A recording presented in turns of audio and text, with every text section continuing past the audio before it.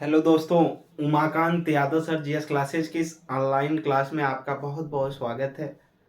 हम लोग पिछले सेशन में भारतीय संविधान एवं राज्य व्यवस्था में भाग 4 में राज्य के नीति निर्देशक तत्वों के विषय में बात कर रहे थे, जिसमें हम लोग अनुच्छेद 40 के बारे में बात कर लिए थे कि पंचायतों का गठन और उसके सशक्तिकरण करने का काम राज्य का कर्तव्य होगा या राज्य का काम होगा, यानी पंचायतों का गठन भी राज्य की तरफ से किया जाएगा और उसको मजबूती प्रदान करने हेतु राज्य का ही कर्तव्य है कि वो उसको मजबूती प्रदान करने का क्या करेगा, कार्य करेगा।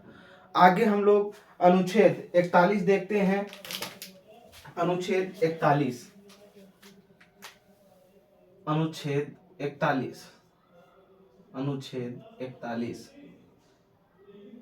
अनुच्छेद 41 अनुच्छेद 41 41 अनुच्छेद 41 कहता है कि रोजगार का अधिकार और बेरोजगारी, बीमारी, वृद्धावस्था में क्या करेगा एवं विकलांगता अगर है तो इसमें राज्य आपकी क्या करेगा, सहायता प्रदान करेगा। वो बेरोजगार है तो बेरोजगारी भत्ता की व्यवस्था कर सकता है, या आप बीमार हैं तो बीमारी के लिए प्रधानमंत्री स्वास्थ्य योजना वाला जो आयुष्मान कार्ड है उसकी व्यवस्था कर सकता है। वृद्धावस्था में है तो वृद्धावस्था पेंशन लागू कर सकता है ताकि आप सही तरीके से अपने वृद्धावस्था को काट सकें। ठीक, कोई कष्ट ना हो, आप अपनी आवश्यकताओं की पूर्ति कर सकें। आप विकलांग हैं तो सरकार के द्वारा आपको साइकिल प्रोवाइड करवाना, आपको विकलांगता की जो राशियां हैं जो एक पेंशन के रूप में दी जाती है विकलांगों को, वो आपको राशि दी जाएगी। ऐसा राज्य कोई ऐसी नीति बनाएगा। ठीक, तो वही लिखिएगा इसमें रोजगार का अधिकार।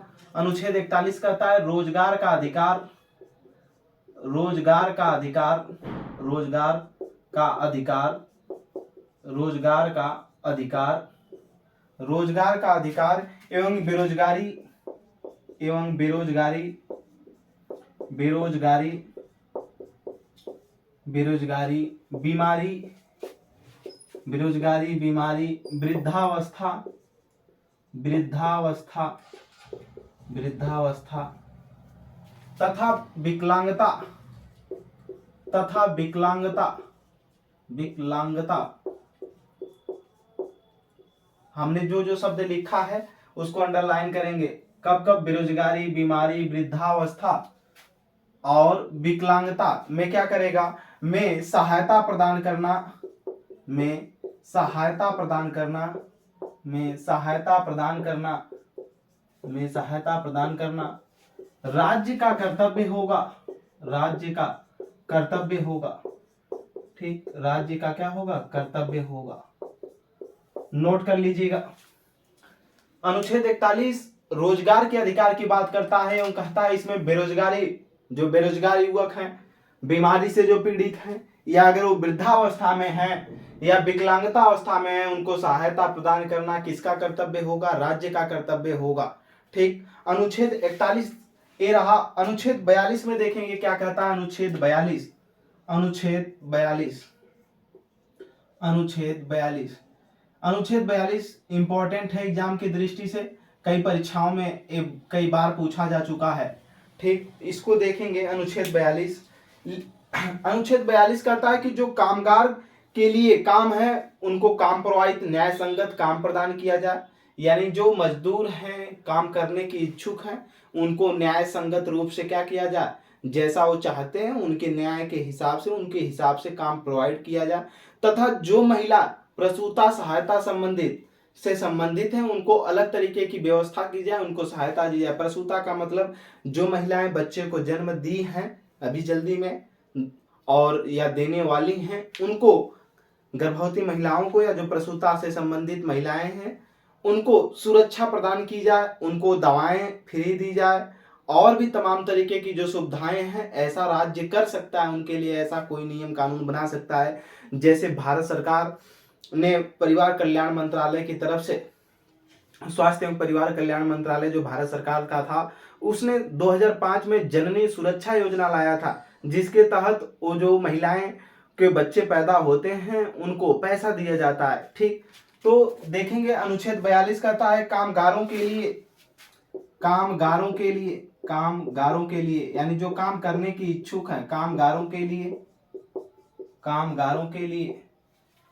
काम की न्याय संगत, काम की न्याय संगत, न्याय संगत, काम की न्याय संगत, काम की न्याय संगत दशाएं, दशाएं एवं एवं एवं महिलाओं के लिए, एवं महिलाओं के लिए, एवं महिलाओं के लिए, महिलाओं के लिए प्रसूता के लिए, प्रसूता या प्रसूति सहायता, सहायता प्रदान करना, प्रदान करना राज्य का कर्तव्य होगा, राज्य का कर्तव्य होगा, कर्तव्य होगा। याद रखिएगा पेट 2021 की परीक्षा में पूछा गया था स्वास्थ्य ठीक एवं सुरक्षा जो विषय है, किसका विषय है, तो स्वास्थ्य एवं सुरक्षा जो विषय है वो राज्य का विषय में आता है, यानी राज्य सरकार उस पर कानून बनाती है। ठीक, आगे की बहुत लोग उसको समवर्ती सूची का विषय मान लेते हैं तो गलती कर बैठते हैं। 2021 के पेट में पूछा गया। तो अनुच्छेद 42 आर्टिकल 42 कहता है कामगारों के लिए, यानी जो कामगार के इच्छुक है, काम करना चाहते हैं, जो मजदूर वर्ग है, उनको काम की क्या हो, न्याय संगत दशाएं हो, यानी उनको काम बराबर मिलता रहना चाहिए। ऐसे राज्य को कुछ ऐसा करना चाहिए, ठीक, बाध्य नहीं है लेकिन करना चाहिए। महिलाओं के लिए प्रसूता सहायता संबंधी, यानी जो महिलाएं ठीक गर्भवती हैं या बच्चा पैदा होने वाला, उनको क्या करेगा, वो सहायता प्रदान करेगा, उनको राज्य का या क्या होगा, कर्तव्य होगा। ठीक, वो बाध्य नहीं है ऐसा करने के लिए। आगे हम अनुच्छेद 43 देखेंगे क्या कहता है। अनुच्छेद 43, कहीं कोई दिक्कत परेशानी होती कमेंट सेक्शन में आप जरूर बताएं। ज्यादा से ज्यादा हमारे चैनल को शेयर करें और नोट्स में जो चीजें आप नोट्स करते हैं, जो चीजें नहीं समझ में आती हैं, उसको आप जितनी बार क्लास देखेंगे उतनी ही बेहतरीन और आसान तरीके से समझ में आ जाएगा। कोई भी ऐसी चीज नहीं है जो हम समझाने का प्रयास न कर रहे हों, बल्कि आपको प्रैक्टिस सेट नहीं करेंगे तो कोई भी कुछ नहीं बता सकता कि क्वेश्चन आता कैसे। आगे की तरफ लिखेंगे अनुच्छेद 43, अनुच्छेद 43, अनुच्छेद 43 43 आर्टिकल 43 देखेंगे। 43 क्या कहता है, 43 कहता है कि मजदूरों को निर्वाह मजदूरी प्रदान करना और जो कुटीर उद्योग हैं उनको भी सहायता प्रदान करना किसका काम होगा, कुटीर उद्योग को विकास करना, किसका विकास करवाने के रास्ते पर ले आना किसका काम होगा, ये राज्य का कर्तव्य होगा। कि जो कुटीर उद्योग हैं जैसे मुर्गी पालन, ठीक, मछली पालन, ये जो उद्योग हैं इनको बढ़ावा देने हेतु ठीक कौन सहायता प्रदान करेगा, इनके टैक्स माफ कर देना, इनको अधिक से अधिक मात्रा में लोन देना कि ताकि ये उस पर विकास कर सके, उसको बढ़ावा दे सके। ठीक, मशरूम की खेती करना, ऐसे जो कुटीर उद्योग हैं इनको आगे की तरफ बढ़ाने हेतु राज्य का क्या कर्तव्य होता है कि उनको सहायता प्रदान करे। लिखेंगे मजदूरों को निर्वाह मजदूरी प्रदान करना, मजदूरों को निर्वाह मजदूरी प्रदान करना, निर्वाह यानी जीवन निर्वाह के लिए मजदूरों को निर्वाह मजदूरी प्रदान करना, मजदूरी प्रदान करना, यानी इतना भी मजदूरी कम ना मिले कि उनका जीवन निर्वाह ना हो, ऐसा हो कि उनको मजदूरी जो मिले उससे उनका जीवन निर्वाह हो सके, ऐसी मजदूरी प्रदान हो। ठीक, राज्य को इतना निर्धारित करना होगा, इसीलिए मनरेगा का एक जो रेट फिक्स होता है उसी के हिसाब से कोई भी अगर मजदूरी करवाता है तो मनरेगा के हिसाब से ही लोग मजदूरी देते हैं। तो मजदूरों को निर्वाह मजदूरी प्रदान करना और कुटीर उद्योगों को लिखेंगे, और कुटीर उद्योगों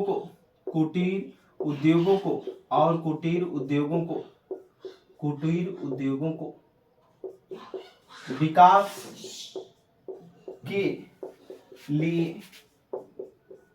विकास के लिए सहायता प्रदान करना राज्य का कर्तव्य होगा, प्रदान करना राज्य का कर्तव्य होगा। नोट कर लीजिए, राज्य का कर्तव्य होगा। ठीक, राज्य का कर्तव्य होगा।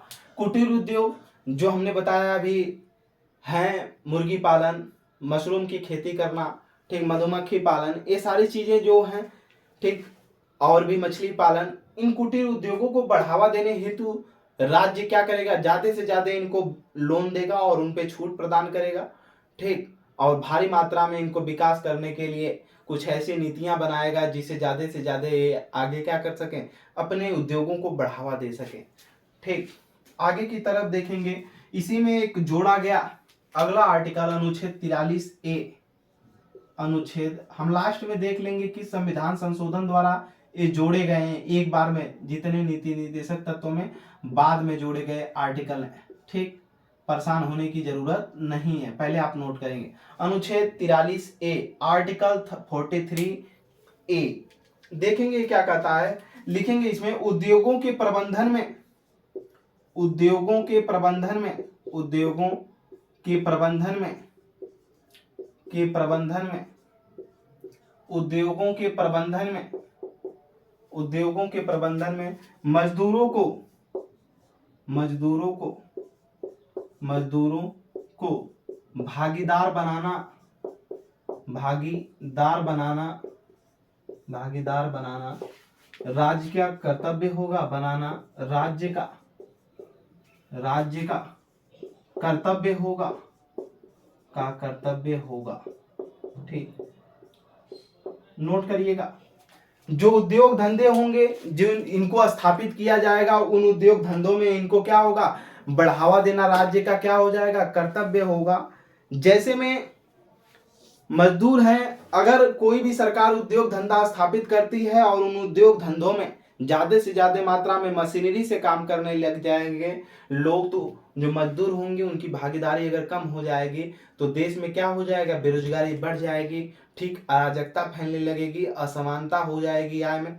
ठीक, इससे कोई भी लोक कल्याणकारी राज्य नहीं बन सकता, न उसका विकास हो सकता है। इसीलिए कहा गया कि उद्योगों के प्रबंधन में, यानी जब भी सरकार कोई उद्योग स्थापित करे उसको लगाए तो उसमें मजदूरों की भागीदारी बनाना क्या होगा, एक अनुपात में मजदूरों की भागीदारी होना चाहिए, ना कि सब कुछ क्या हो, मशीनरी सिस्टम हो जाए। ठीक, ऐसा कर्तव्य होगा राज्य का। कौन कहता है, अनुच्छेद 43A।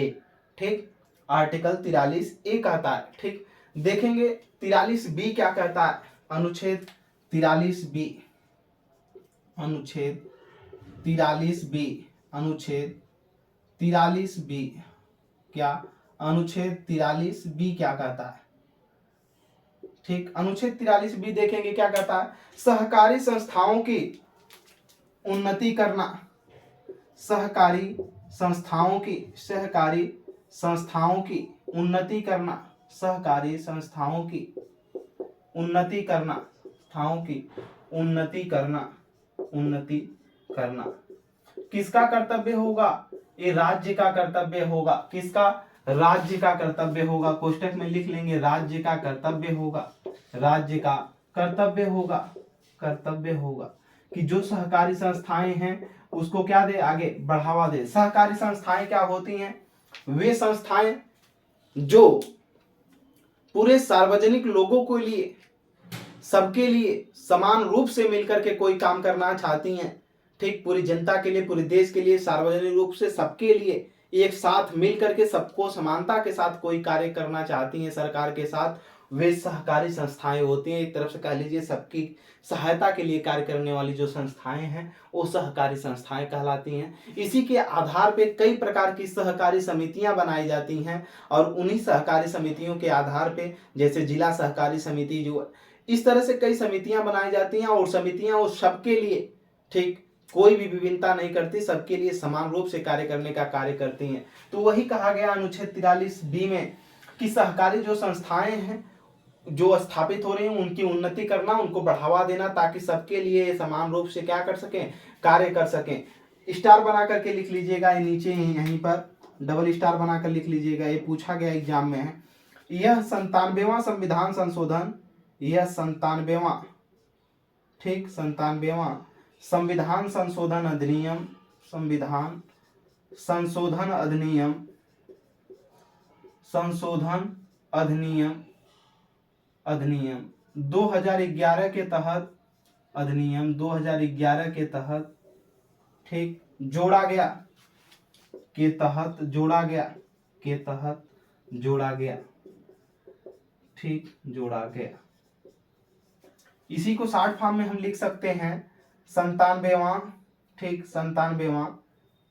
शॉर्ट फॉर्म में अगर इंग्लिश में लिखना चाहेंगे, constitution amendment act, CAA, constitution amendment act 2011 के तहत इसी सहकारी संस्थाओं की उन्नति करने के लिए क्या किया गया, जोड़ा गया। हम सहकारी संस्थाओं के बारे में भाग 9ख में आकर के पढ़ेंगे, परेशान होने की जरूरत नहीं है। तो हम विस्तृत से बताएंगे कि कौन कौन सी सहकारी संस्थाएं हैं जो हमारे देश के अंदर कार्य करती हैं, कैसे कार्य करती हैं, कैसे सबको समानता के साथ ले चलने की बात करती हैं, सरकार के साथ मिलकर काम करने को कहती हैं, तो क्यों कहते हैं, इसका लाभ क्या है, इसकी हानियां क्या है, सारे परिदृश्य को हम भाग 9ख में देखेंगे। ठीक, अभी तो हम भाग 4 में ही हैं। आगे की तरफ अगला आर्टिकल देखेंगे, अनुच्छेद 44, जो कि कई परीक्षाओं में वो भी पूछा जा चुका है। और अनुच्छेद 44 पे हम ज्यादा चर्चा नहीं करेंगे, ठीक, किसी दिन उसके विषय पे लेकर के हम आएंगे तो बहुत ज्यादा समय तक बोलेंगे, लेकिन बस अभी ये जानना है कि अनुच्छेद 44 है क्या। ठीक, अनुच्छेद 44, अनुच्छेद 44,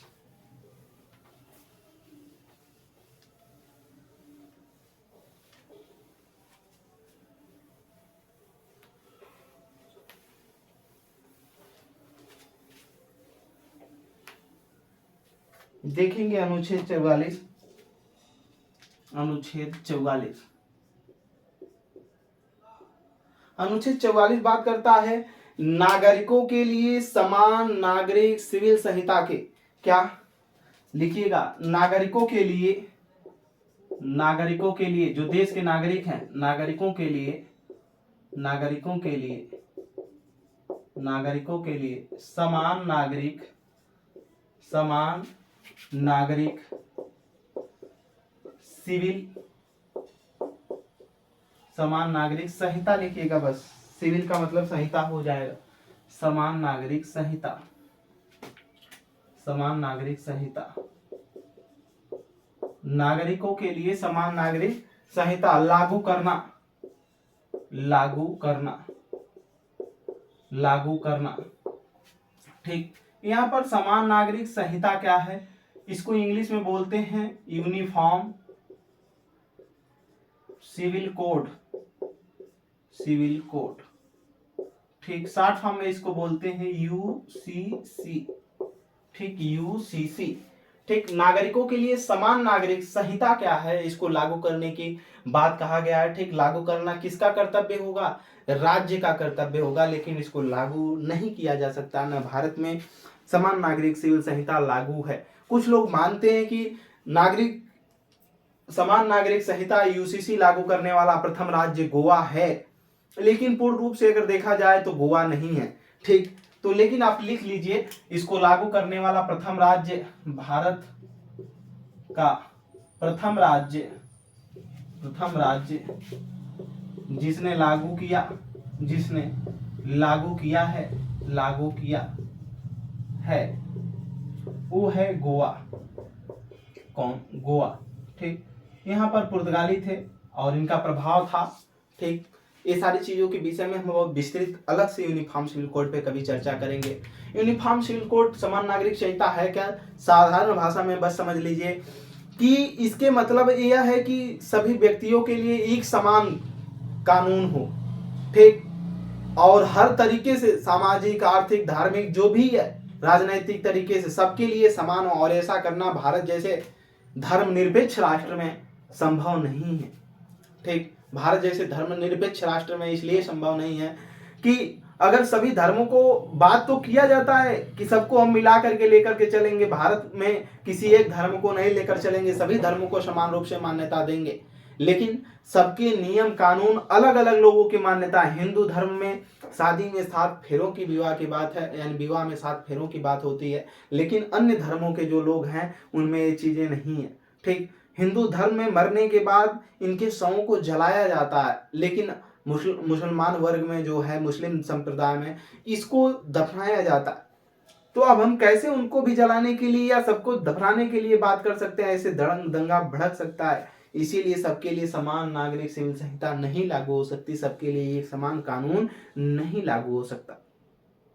गोवा में क्यों लागू है तो उसको लेकर के हम कभी आएंगे तो देखेंगे, या इसके लिए आप लागू है कि नहीं है। लागू एकदम नहीं है हमारी दृष्टि से, ठीक, क्योंकि हम बताएंगे कभी कि क्यों लागू नहीं है। इसके लिए आप अगर अभी जानना चाहते हैं तो इनका वीडियो पड़ा होगा यूट्यूब पे, एडवोकेट है फैजान मुस्तफा। कौन? फैजान मुस्तफा, ठीक। इनका 2 वीडियो है, एक इंग्लिश में भी है और हिंदी में भी है, थोड़ा कहीं कहीं इंग्लिश ज्यादा मात्रा में इन्होंने प्रयोग किया है। तो फैजान मुस्तफा का एक वीडियो पड़ा हुआ है यूट्यूब पे, आप जाएंगे तो डालेंगे, ठीक, बहुत ज्यादा वीडियो इनका है, लेकिन आप डालेंगे यूसीसी यानी uniform civil code Faizan Mustafa video आएगा। आप इस वीडियो को देखें और ध्यान पूर्वक अगर देखेंगे तभी समझ में आपको आएगा कि समान नागरिक सिविल संहिता है क्या, लागू है कि नहीं लागू है, गोवा में पता चल जाए, ठीक।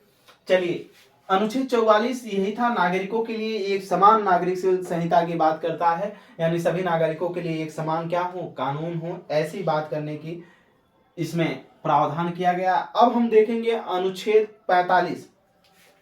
अनुच्छेद 45 परीक्षा की दृष्टि से ये भी बहुत इंपॉर्टेंट है। अनुच्छेद 45, अनुच्छेद 45, ठीक, अनुच्छेद 45, अनुच्छेद 45 देखेंगे। अनुच्छेद 45 क्या है, क्योंकि ये भी कई बार परीक्षाओं में जाकर के पूछा गया है कि इसमें जो बच्चे हैं, कितने कितने वर्ष के बच्चों को निःशुल्क शिक्षा देने का प्रावधान किया गया है, या निःशुल्क शिक्षा के प्रावधान की जो सरकार है कितने साल के बच्चों को निःशुल्क शिक्षा देने का प्रावधान करती है। तो ये टेट की एग्जामों में भी कई बार पूछे गए हैं। लिखिएगा इसमें 6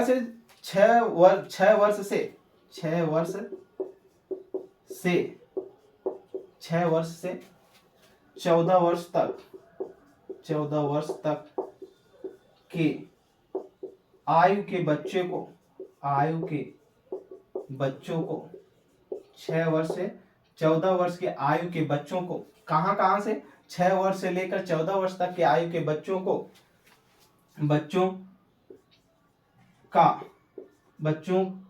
का देख रेख करना,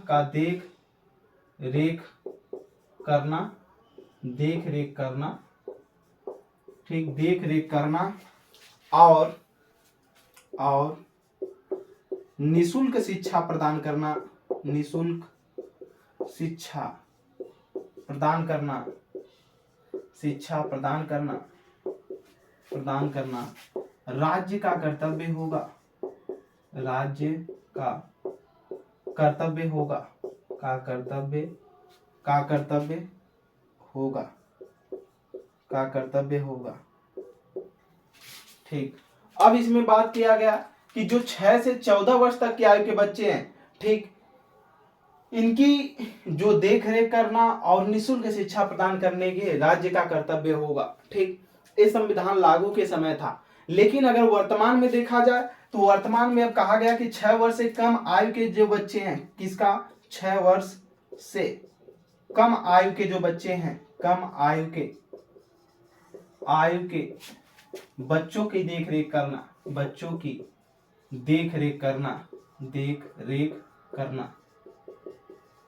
करना राज्य का कर्तव्य है, ठीक। किसका? राज्य का कर्तव्य है। ये कब है? वर्तमान में है अब, ठीक। लेकिन संविधान लागू हुआ था तो क्या था, 6 से 14 वर्ष तक था, इसको ध्यान में रखिएगा। वर्तमान में अब क्या हो गया है, 6 वर्ष से कम आयु के बच्चों को बस देख रेख की बात की गई है, ठीक। लेकिन 6 वर्ष से 14 वर्ष के बीच का बालक है तो उसको क्या किया जाएगा, उस अब देख रेख की बात उतना नहीं है जो 6 से अधिक के हैं यानी 14 के नीचे हैं, ठीक। अब उनको केवल निःशुल्क शिक्षा प्रदान करने का क्या होगा, राज्य ऐसा का कर्तव्य होगा, राज्य ऐसी व्यवस्था करेगा। इसीलिए प्राइमरी में इसी के तहत क्या किया जाता है, निःशुल्क शिक्षा प्रोवाइड की जाती है, खाना दिया जाता है, ड्रेस दिया जाता है, फ्री में किताब भी दिया जाता है, ठीक। और शिक्षा का अधिकार हमने आर्टिकल 21A में पढ़ाया, यानी अनुच्छेद 21A में शिक्षा का अधिकार बताया, जो कि 86वें संविधान संशोधन द्वारा सन 2002 में जोड़ा गया, मोहिनी जैन बनाम जो कर्नाटक राज्य था उसके तहत, ठीक। आगे की तरफ देखेंगे अनुच्छेद 46 क्या कहता है।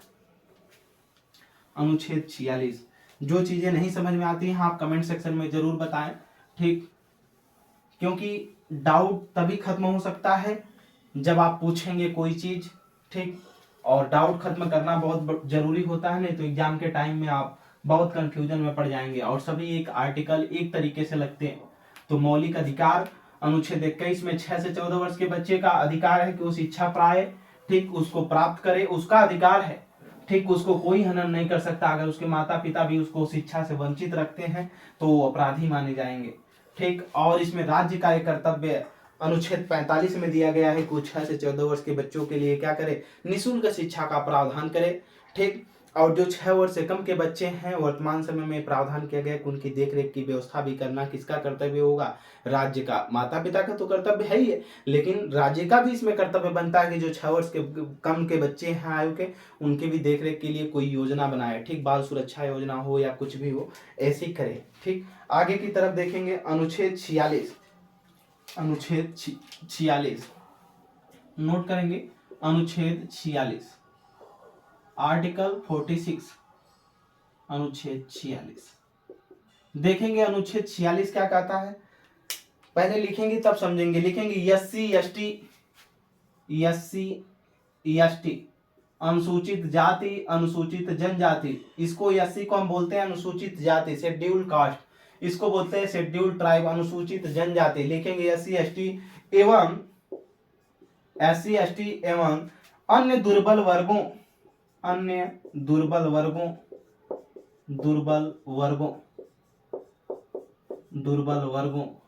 एससी एसटी एवं अन्य दुर्बल वर्गों एवं अन्य दुर्बल वर्गों एवं शैक्षणिक रूप से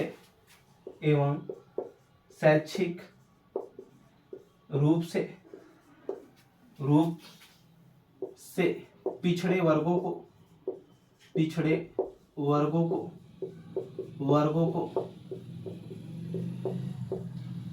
को आर्थिक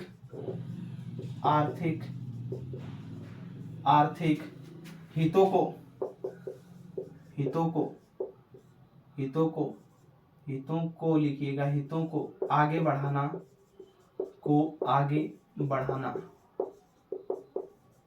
राज्य का कर्तव्य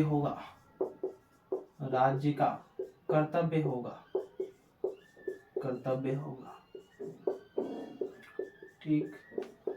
ऐसा कहा गया कि जो एससी एसटी हैं एवं अन्य दुर्बल वर्ग हैं, या जो शैक्षिक रूप से पिछड़े वर्ग हैं, ठीक, जो शिक्षा क्षेत्र में बहुत पिछड़े हैं, जनजाति जैसे है, ठीक, और भी इसमें एससी एसटी में जो शिक्षा से वंचित हैं, उनके आर्थिक हितों को आगे बढ़ाना, यानी उनकी अर्थव्यवस्था में सहायता करना और उनको आगे बढ़ाना, ये किसका कर्तव्य होगा, राज्य का कर्तव्य होगा कि ऐसा उनके लिए कोई भी एससी एसटी कानून के तहत और भी उनको छूट प्रोवाइड करना, उनको फीसों में अनुमति मतलब छूट की अनुमति देना, ये राज्य का कर्तव्य उनके लिए ऐसे व्यवस्था कर सकता है, ठीक। आगे की तरफ देखेंगे अनुच्छेद 47 को भी हम बाद में देखेंगे, पहले 48 लिखेंगे। अनुच्छेद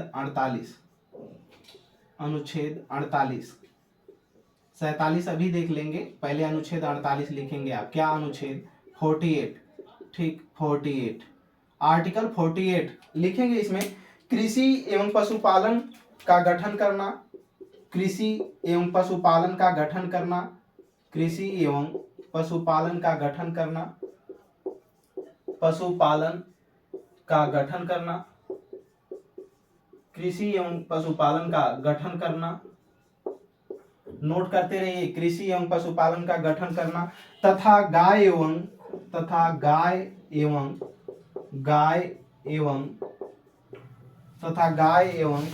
अन्य दुधारू पशुओं को, अन्य दुधारू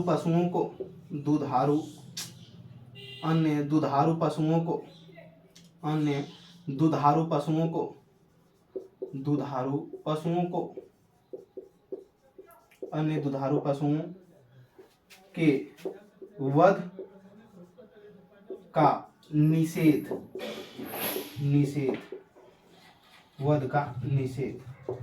ठीक। एक आता है कृषि, जो कृषि है एवं पशुपालन का गठन करना राज्य का कर्तव्य होगा, तथा गाय और जो अन्य दुधारू पशु हैं इनके वध का क्या करता है, निषेध करता है। इसी में आता है गौवध निषेध, लिख लेंगे गौवध निषेध। इसी के तहत जो है राज्य क्या सरकार क्या करती है, जो गौ हत्या है उसको पाबंदी लगाने का काम करती है, उसका कर्तव्य है कि उसको रोके भी। ठीक, आगे की तरफ बीच में भी गौ माता को राष्ट्रीय पशु कुछ लोग बनाने की मांग कर रहे थे। ठीक, तो बेचारा बहुत लोगों का प्रश्न हुआ तो बाघ कहाँ जाएगा अगर राष्ट्रीय पशु ये बन जाएगा। तो देखिए हो सकता है, कुछ भी हो सकती है, सरकार में इसमें संभव है। ठीक, संशोधन किया जा सकता है, बनाया भी जा सकता है। चलिए आगे की तरफ देखेंगे हम लोग अगले आर्टिकल के बारे में। आर्टिकल 48A, 48A इसी में देख लेते हैं। 48A अनुच्छेद 48A क्या कहता है, आर्टिकल 48A देखेंगे 48A। ठीक, नोट करिएगा, कहता है पर्यावरण का संरक्षण, पर्यावरण दिवस कब मनाया जाता है, 5 जून को मनाया जाता है। कई बार ये भी पूछा जा चुका है, लिखेंगे पर्यावरण का संरक्षण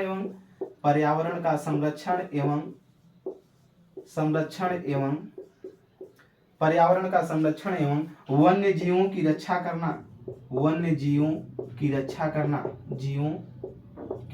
करना किसका कर्तव्य होगा, राज्य का कर्तव्य होगा। राज्य कोई ऐसा नियम कानून बनाएगा जिससे पर्यावरण का संरक्षण हो सके, पर्यावरण को बचाया जा सके, ग्लोबल वार्मिंग की घटना कम हो। ठीक, और जो वन्य जीव हैं इनकी भी रक्षा करने के लिए ठीक सरकार क्या करेगा, कोई ना कोई नियम कानून बनाएगा कि जो जंगलों से बाघों को खत्म किया जा रहा है मार करके, चीतों को खत्म किया जा रहा है मार करके, ठीक शिकारियों के द्वारा।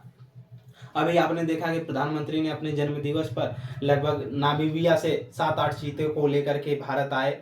तो इस प्रकार से जो वन्य जीवों को मार करके खत्म किया जा रहा है, जो लुप्त तो हो रहे हैं वन्य जीव, उनको बचाना किसका कर्तव्य होगा, राज्य का कर्तव्य होगा। किसमें कहा गया, अनुच्छेद 48A में। जो पर्यावरण की घटना दिनों के दिन पर्यावरण दूषित होते जा रहा है, इसको भी संरक्षण करने का कर्तव्य राज्य का भी होगा। इसके साथ साथ अभी हम जब मौलिक अधिकारों में अनुच्छेद 51A में जब पढ़ेंगे, भाग 4A में जब हम पढ़ेंगे अनुच्छेद 51 के बाद, ठीक, इसमें तो हम यही पढ़ेंगे उसमें 51 में चल करके अपने मौलिक कर्तव्य में कि हमारा भी कर्तव्य है कि हम भी क्या करें, पर्यावरण को संरक्षण करें, हम भी पर्यावरण को बचाएं। केवल सरकार का ही कर्तव्य नहीं है, हमारा भी कर्तव्य है। और वन्य जीवों की रक्षा करना भी हमारा जितना सरकार का कर्तव्य है, इसमें से कुछ न कुछ हमारा भी कर्तव्य बनता है कि हम भी करें। ठीक, आगे लिखेंगे अनुच्छेद 47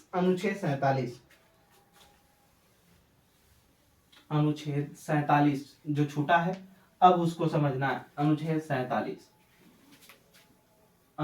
47 नोट करेंगे अनुच्छेद 47 के बारे में। अनुच्छेद 47, आर्टिकल 47, अनुच्छेद 47। ठीक, अनुच्छेद 47 क्या कहता है, देखेंगे, लिखेंगे पोषक आहार देना। पोषक का मतलब यहाँ हर चीज से भरपूर हो, विटामिन और ऊर्जा से भी। ठीक, पोषक आहार देना।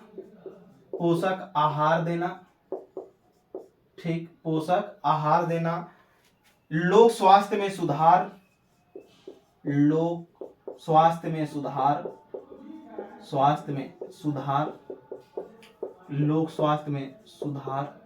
ठीक, लोक स्वास्थ्य में सुधार, पोषक आहार देना। आगे लिखेंगे पोषक सुधार करना, लोक स्वास्थ्य में सुधार करना, कामा देकर के लिखेंगे आगे। तथा शराब एवं अन्य मादक पदार्थों को अन्य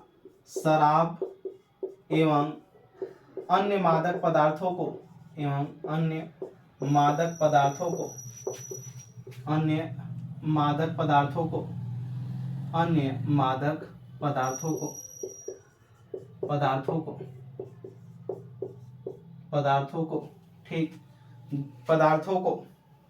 पदार्थों को उत्पादन एवं बिक्री पर एवं बिक्री पर एवं बिक्री पर रोक लगाना ध्यान से सुनिएगा। ये कहता है कि प्रत्येक व्यक्ति को पोषक आहार प्रदान करना। ठीक, प्रत्येक व्यक्ति को हमारे भारत में 333 ग्राम रोजाना दूध प्राप्त होता है। ठीक, यानी एक पाव से ऊपर सबको 300 ही ग्राम मानकर अगर चलें तो सबको दूध मिलना चाहिए। ठीक, हमारे भारत में जिस प्रकार से दूध का उत्पादन होता है लेकिन मिल नहीं पाता है। ठीक, पोषक आहार देना, आपका दूध कोई और पी रहा है। ठीक, पोषक आहार देना, पोषक का मतलब है सबको मिले। सरकार इसीलिए जो सस्ते गल्ले की दुकान है उस पे सस्ता राशन की व्यवस्था की है, और लॉकडाउन जब से लगा हुआ है तब से सरकार चुनाव पे चुनाव को देखते हुए फ्री पे फ्री राशन दे रही है। ठीक, डबल डोज में। ठीक, एक एक महीने में 2-2 बार राशन। ठीक, और कोरोना काल में जो भी कुछ गया उसका दोगुना बहुत से लोग राशन ले करके बेच करके मतलब आगे बढ़ गए। तो इसमें वही पोषक आहार देने के लिए सरकार राशन की और चीज़ों की व्यवस्था करेगा। लोक स्वास्थ्य में सुधार करने का, यानी जो हॉस्पिटल वगैरह हैं, ठीक, जो भी बीमारियां हैं उन चल रही हैं, जैसे कोरोना था उसको दूर करने के लिए सरकार कोई भी ऐसी नीति बनाएगा कि कैसे दूरी पे रहना है, कैसे क्या करना है, कैसे सेवाओं को कैसे फॉलो करना है। ठीक, सब कुछ की व्यवस्था करेगा। सुधार करने की बात की गई है इसमें। तथा शराब एवं अन्य मादक पदार्थ, जो शराब है, ठीक, और अन्य मादक में जैसे हीरोइन है, गांजा है, भांग है, इन सारे ऐसे पदार्थों को क्या करेगा, जहां से ये उत्पादन हो रहे हैं उस पे और बिक्री पर क्या करेगा, रोक लगाने की बात करता है। यानी सरकार ऐसी नीतियां बनाएगा जिससे कोई भी व्यक्ति शराब और अन्य मादक पदार्थों का जहां से उत्पादन और बिक्री हो रहा है, मार्केट में आ रहा है, इससे कोई भी व्यक्ति के स्वास्थ्य पे कोई असर न पड़े, मतलब कोई दिक्कत न हो, उसकी जिंदगी बचा रहे।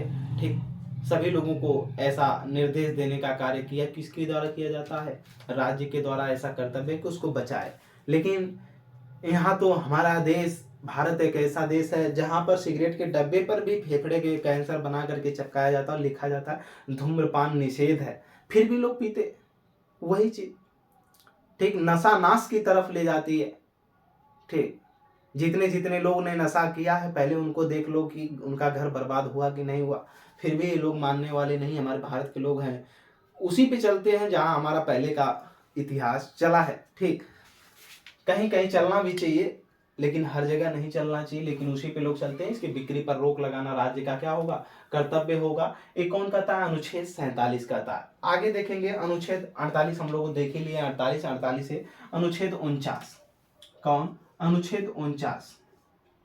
अनुच्छेद 49 आज ही आप प्रैक्टिस सेट लेकर के करेंगे, और हमारे YouTube चैनल पे जब पढ़ रहे हैं आप तो उसी में जब खोलेंगे हमारा चैनल, फिर से सर्च करके जब खोलेंगे तो एक लोगो आएगा और लोगो के नीचे कई ऑप्शन होंगे। एक वीडियो होगा, वीडियो के बाद प्लेलिस्ट होगा, प्लेलिस्ट के बाद शॉर्ट वीडियो होगा, फिर लाइव होगा। इस तरीके से कई करके कई ऑप्शन होंगे। उसी में लास्ट में जाएंगे तो पोस्ट देगा, पोस्ट या कम्युनिटी करके देगा। जहां पोस्ट या कम्युनिटी होगा उसी के नीचे जब उस पर टिपेंगे तो उसमें नीचे बहुत सारे क्वेश्चन मिलेंगे, हर चीज़ों से, हर सब्जेक्ट से, हर परीक्षाओं में पूछे गए। वहां से आप क्वेश्चन को देखते रहिए। ठीक, और उसे करते रहिए। अगर जिनको और भी टेस्ट सीरीज चाहिए, और भी नोट्स चाहिए, वो हमारे व्हाट्सएप ग्रुप पे जुड़े। व्हाट्सएप ग्रुप पे जुड़ने के लिए जो नंबर है वो है 9682420705। इस पे आप मैसेज कर सकते हैं। ठीक, और जो लोग जुड़े हैं पहले से हमसे उनको कोई भी किसी भी प्रकार की मैसेज करने की जरूरत नहीं है। ये 9682420705 जो नंबर है, ठीक, इसी पे आप फिर से कॉल कर सकते हैं या उस पर मैसेज कर सकते हैं। अनुच्छेद 49 देखेंगे। अनुच्छेद 49 क्या कहता है, इसको लिखेंगे तब समझेंगे। लिखेंगे, राष्ट्रीय महत्व के स्मारकों, राष्ट्रीय महत्व के स्मारकों, राष्ट्रीय महत्व के स्मारकों, महत्व के स्मारकों, राष्ट्रीय महत्व के स्मारकों, वस्तुओं एवं स्थानों का, वस्तुओं एवं स्थानों का, वस्तुओं एवं स्थानों का, एवं स्थानों का, वस्तुओं एवं स्थानों का संरक्षण करना, का संरक्षण करना, संरक्षण करना, करना राज्य का कर्तव्य होगा, राज्य का कर्तव्य होगा, राज्य का कर्तव्य होगा, ठीक, राज्य का कर्तव्य होगा।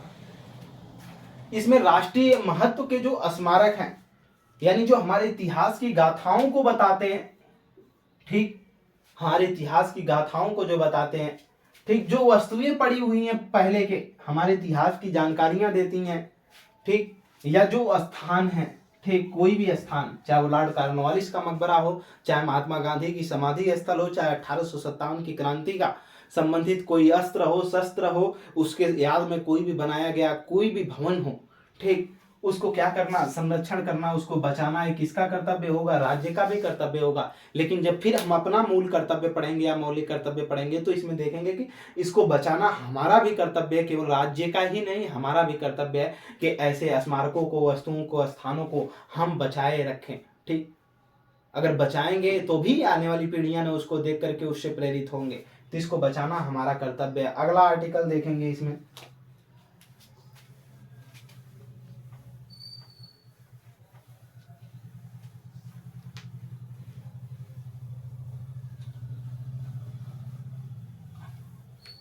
आर्टिकल 50, ठीक, अनुच्छेद 50, अनुच्छेद 50 देखेंगे। अनुच्छेद 50 क्या कहता है? अनुच्छेद 50 कहता है कि कार्यपालिका से न्यायपालिका का पृथक्करण, अनुच्छेद 50, 50, ठीक, 50 लिखेंगे। कार्यपालिका से न्यायपालिका का पृथक्करण करना, कार्यपालिका, कार्यपालिका से, कार्यपालिका से आगे अभी हम समझा रहे हैं क्या क्या चीज है। कार्यपालिका, न्यायपालिका, कार्यपालिका, न्यायपालिका, न्याय, गलती हो रही है क्या, अब से हुआ, न्यायपालिका,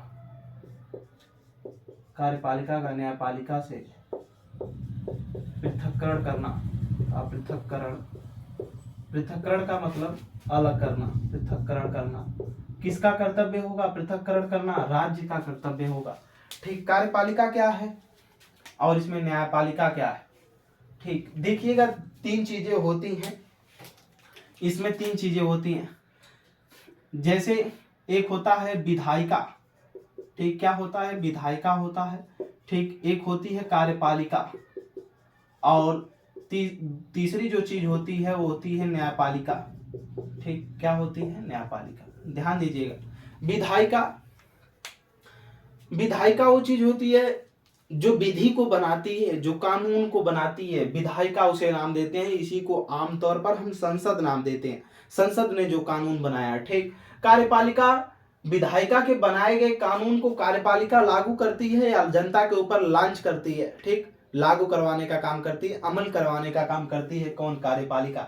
यानी संसद जब विधायिका इसको कानून बना कर दी तो कार्यपालिका ने उसको लागू करने का काम किया, लागू किया जनता के ऊपर, ठीक। अगर वो कहीं गलत मार्गदर्शन हो गया, उसको गलत रास्ते पर चल रही है या कानून का कुछ गलत प्रभाव पड़ा तो उसको न्याय देने के लिए, उसको सही सुझाव देने के लिए कौन है? न्यायपालिका। यही तीन संस्थाएं के बिना हम कोई भी शासन नहीं चला सकते, किसी भी देश का शासन इसके तीनों के बिना असंभव है, ठीक। इसी से संविधान की क्या खड़ी होती है? भूमिका खड़ी होती है, एक आधार होता है यही विधायिका, कार्यपालिका और न्यायपालिका से। तो यही कहा जा रहा है जो कार्यपालिका है यानी जो सरकार है, वर्तमान की सरकार को ही हम कार्यपालिका कहते हैं, ठीक। वर्तमान की जो सरकार है इसी को हम कार्यपालिका नाम देते हैं।